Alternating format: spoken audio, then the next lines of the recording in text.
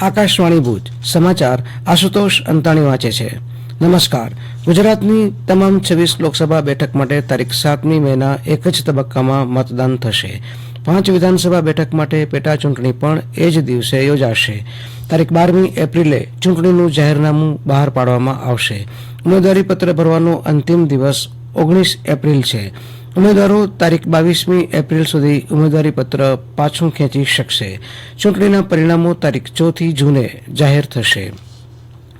રાજ્યમાં 50,677 મતદાન મથકો પર મતદાન થશે.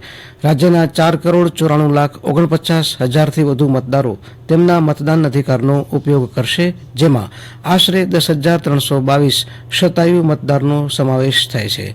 આ સામાન્ય ચૂંટણીમાં રાજ્યના લગભગ 11,32,880 યુવા મતદારો પ્રથમ વખત મતદાન કરશે. રાજ્યના મુખ્ય ચૂંટણી અધિકારી પી ભારતીએ જણાવ્યું હતું કે રાજ્યમાં 1,274 મતદાન મથક હશે, જ્યાં સમગ્ર મતદાન સ્ટાફ મહિલાઓનો હશે. તેવી જ રીતે 182 મતદાન મથક પર દિવ્યાંગ લોકો દ્વારા વ્યવસ્થા કરવામાં આવશે. તેમણે કહ્યું કે રાજ્યમાં 25,000થી વધુ મતદાન મથકો પર વેબકાસ્ટિંગ કરવામાં આવશે.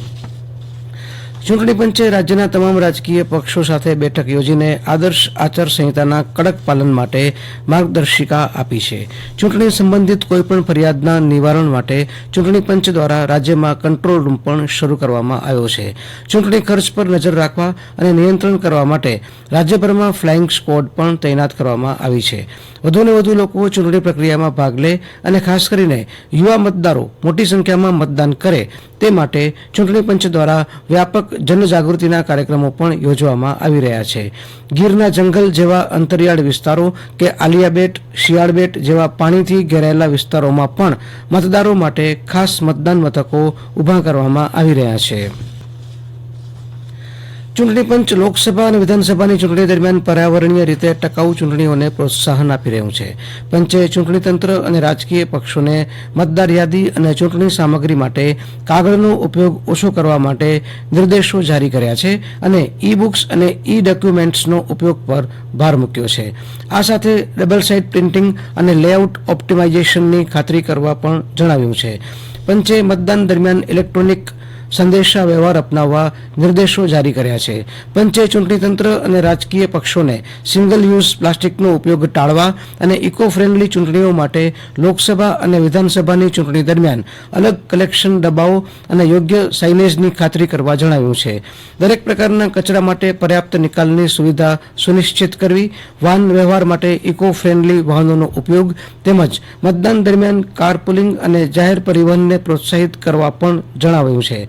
પ્રચાર કાર્યક્રમો માટે પુનઃપ્રાપ્ય ઉર્જાના ઉપયોગને પ્રોત્સાહિત કરવા રાજકીય પક્ષોને નિર્દેશો આપવામાં આવ્યા છે. આ સાથે મતદાન સ્થળોને એકીકૃત કરવાની સૂચનાઓ પણ આપવામાં આવી છે. કર્ણાટકમાં કેઆરપીપી નેતા જી જનાર્દન રેડ્ડીએ તેમની પાર્ટીને ભારતીય જનતા પાર્ટીમાં વિલીન કરી દીધી છે. લોકસભા ચૂંટણી પહેલા તેઓ તેમની પત્ની અરુણા લક્ષ્મી સાથે ફરી ભાજપમાં જોડાયા છે. જી જનાર્દન રેડ્ડી ભારતીય જનતા પાર્ટીના નેતા બીએસ યેદિયુરપ્પા અને પાર્ટીના પ્રદેશ અધ્યક્ષ બીવાય વિજેન્દ્રની ઉપસ્થિતિમાં તેમની પાર્ટીમાં જોડાયા હતા. શ્રી રેડ્ડીએ કહ્યું છે કે તેઓ બિનશરતી ભાજપમાં જોડાયા છે અને તેઓ કોઈ પદની માગણી કરતા નથી. કોંગ્રેસે લોકસભા ચૂંટણી માટે 5 ઉમેદવારની વધુ એક યાદી જાહેર કરી છે. રાજસ્થાનમાં પ્રહલાદ ગુંજાલ કોટાથી, રામચંદ્ર ચૌધરી અજમેરથી અને સુદર્શન રાવત રાજસમંદથી ચૂંટણી લડશે. પક્ષે તામિલનાડુના તિરુનેલવેલીથી એડવોકેટ સી રોબર્ટ બ્રુસને મેદાનમાં ઉતાર્યા છે. રાજ્યમાં સૌરાષ્ટ્ર, કચ્છ સહિતના કેટલાક વિસ્તારોમાં આગામી 5 દિવસ સુધી ગરમીનો પારો 39 ડિગ્રી સુધી પહોંચવાની શક્યતા હવામાન વિભાગે વ્યક્ત કરી છે. જોકે કચ્છ જિલ્લામાં પવનની ઝડપ છેલ્લા 2 દિવસમાં સરેરાશ કરતાં થોડી વધુ રહેતા લોકોને ગરમીમાં આંશિક રાહત મળી છે. હવામાન વિભાગે આગામી 24 કલાક દરમિયાન જિલ્લાના વાતાવરણમાં કોઈ મોટો ફેરફાર થવાની શક્યતા દર્શાવી નથી. ઇન્ડિયન પ્રીમિયર લીગની ગઈકાલે રમાયેલી મેચમાં રોયલ ચેલેન્જર્સ બેંગ્લોરની ટીમે કિંગ્સ 11 પંજાબ ટીમને 4 વિકેટથી પરાજિત કરી હતી. પંજાબની ટીમે 6 વિકેટના ભોગે 176 રન કર્યા હતા. જવાબમાં બેંગ્લોરની ટીમ 6 વિકેટ ગુમાવી 178 રન કરી મેચ જીતી લીધી હતી. અને આ સાથે આ સમાચાર બુલેટિન પૂરું થયું. નમસ્કાર.